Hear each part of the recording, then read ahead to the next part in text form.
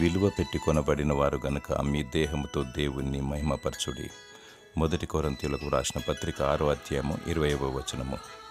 యేసు ప్రభు నిన్ను విలువ పెట్టి కొన్నాడు, తన స్వరక్తంతో కన్నాడు. నీవు ఆయన సొత్తు. చాలాసార్లు నేను దేవుని బిడ్డను అని రోషముతో చెబుతాము, కానీ సాతానుకు ఇష్టమైన పనులు అనగా చెడు పనులు, అబద్ధము, దొంగతనము, వ్యభిచారము, నరహత్య, కామ వికారముతో కూడిన అసహ్యమైన తలంపులు, ఇవన్నీ సాతానునికి ఇష్టమైన పనులు. వీటిని చేసి వారిని సంతోషపెడుతూ ఉంటాము. యేసు ప్రభువును పదే పదే సిలువ వేస్తున్నాము. ఆయన గాయాలను రేపుతున్నాము. మనసు మార్చుకో, పరిశుద్ధతను కోరుకో. దేవుడు నీ అంతరాత్మలో సత్యమును కోరువాడు. చూపు ద్వారా, క్రియ ద్వారా, తలంపు ద్వారా, మనసు ద్వారా, వినికిడి ద్వారా, ప్రాణాత్మ దేహము ద్వారా చేసిన ప్రతి తప్పిదమును క్షమించమని కోరుము.